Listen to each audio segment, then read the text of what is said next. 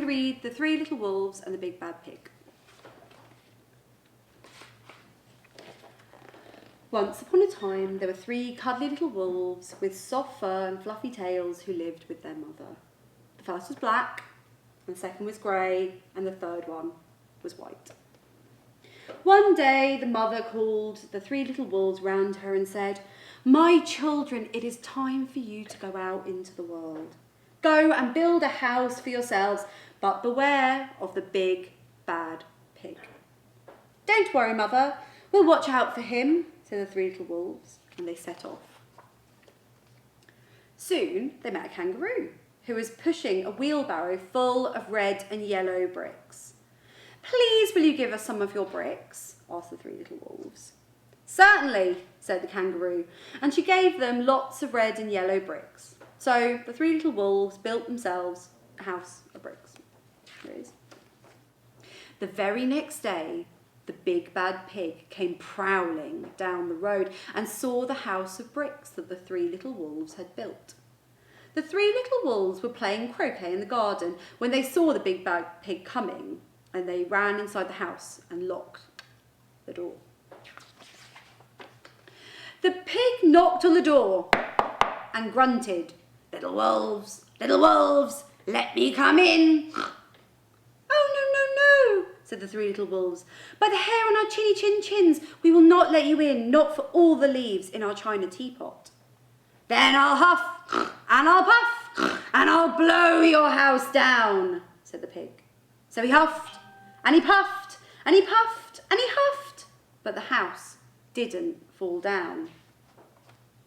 But the pig was not called big and bad for nothing, and he went to fetch a sledgehammer and knocked the house down.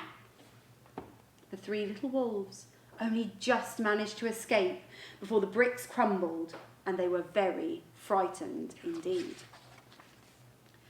"We shall have to build a stronger house," they said. Just then, they saw a beaver who was mixing concrete in a concrete mixer. "Please, will you give us some of your concrete?" asked the 3 little wolves. "Certainly," said the beaver, and he gave them buckets and buckets full of messy, slurry concrete. So the 3 little wolves built themselves a house of concrete. No sooner had they finished than the big bad pig came prowling down the road and saw the house of concrete that the little wolves had built. They were playing battledore and shuttlecock in the garden when they saw the big bad pig coming, and they ran inside the house and shut the door. The pig rang the bell and said, "Little frightened wolves, let me come in." No, said the 3 little wolves. "By the hair on our chinny chin chins, we will not let you in, not for all the tea in our china teapot." "Then I'll huff, and I'll puff, and I'll blow your house down," said the pig. So he huffed, and he puffed, and he puffed, and he huffed, but the house didn't fall down. But the big bad pig was not called big and bad for nothing. He went and fetched his pneumatic drill and smashed the house down. The 3 little wolves just managed to escape with their chinny chin chins trembling, trembling, and trembling. "We shall have to build an even stronger house," they said, because they were very determined. Just then, they saw a lorry coming along the road carrying barbed wire, iron bars, armour plates, and heavy metal padlocks. "Please, will you give us some of your barbed wire, and a few iron bars, and some armour plates, and some of those heavy metal padlocks?" they said to the rhinoceros who was driving the lorry. "Sure," the rhinoceros said, and gave them plenty of barbed wire, iron bars, armour plates, and heavy metal padlocks. He also gave them some plexiglass and some reinforced steel chain because he was a generous and kind-hearted rhinoceros. So, the 3 little wolves built themselves an extremely strong house.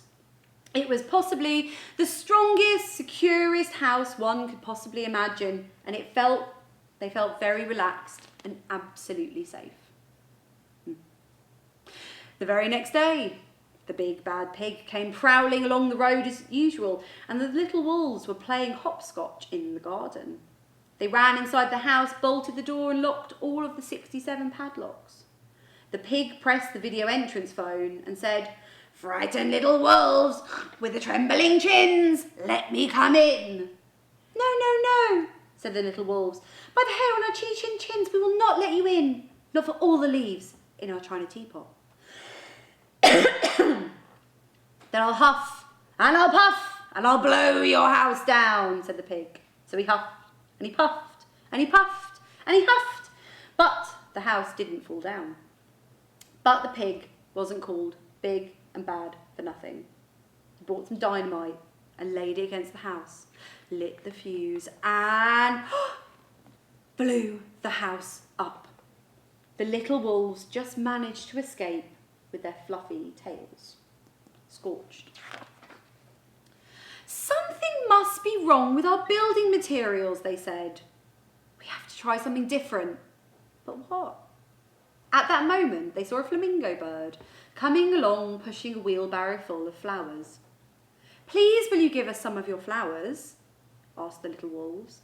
"Ah, with pleasure," said the flamingo bird, and gave them lots of flowers.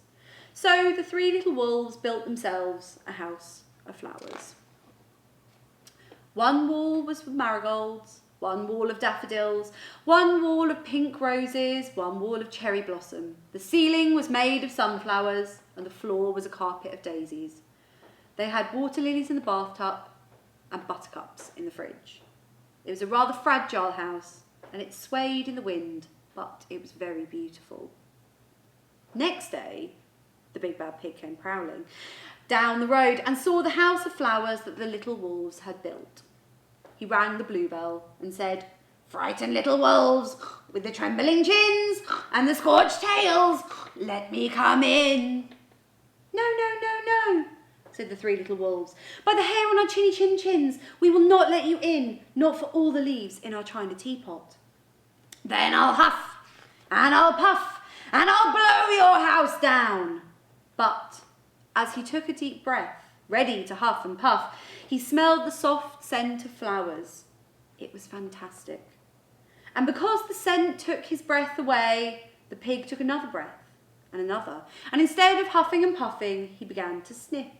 He sniffed deeper and deeper until he was quite filled with the fragrant scent. His heart became tender, and he realised how horrible he'd been in the past. In other words, he became a big, good pig, and he started to sing and dance the tarantella. At first, the three little wolves were a bit worried, thinking that it might be a trick. But soon they realised that the pig had truly changed, so they came running out of the house. They introduced themselves and started playing games with him. First they played pig pog, and then piggy in the middle, and when they were all tired, they invited him into the house. They offered him china tea and strawberries and wolfberries and asked him to stay with them as long as he wanted. The pig accepted, and they all lived happily together ever after. The end.